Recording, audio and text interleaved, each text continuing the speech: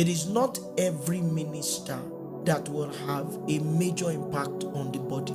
So there are ministers who err, but the throne that has been apportioned to them in ministry is not a large one. So somebody's accuracy will likely correct their own errors. But there are ministers who must not err because of the strength of the throne that they are operating.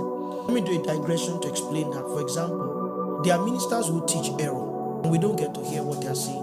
When the body begins to hear their error is when another minister who has a large throne hears what they said, and then he now comes to say, oh, I was just watching something and somebody said this. We didn't know that somebody thought something like that until somebody who has a throne now makes it go public, which was a warning God gave me last year. Teach the word. There's a lot of error in the body, but the body is immune against those errors.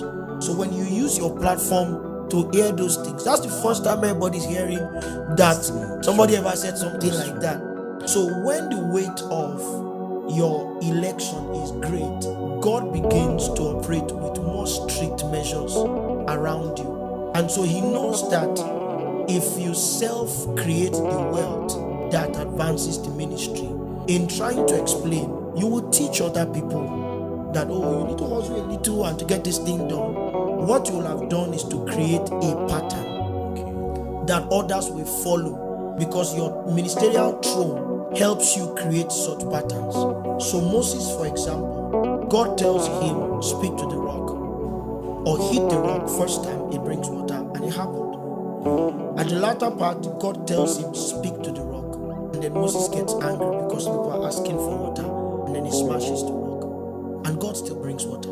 Now God takes him aside and tells him, oh, you didn't hallow me before the people. If you do a deeper study, you'll find out that Paul gives a personality to the rock. He said that Christ was the rock that journeyed with them. And so Moses was in a moment of recklessness, if I'll use that word, trying to institute an eternal pattern. The rock was supposed to be struck only once. That's the crucifixion. What brings reality in the future out of that rock will be the mystery of prayer. You speak to the rock, and then it brings reality. Moses goes and hits him, hit again. So it was as though Moses was instituting duality of crucifixion experiences. So God says, you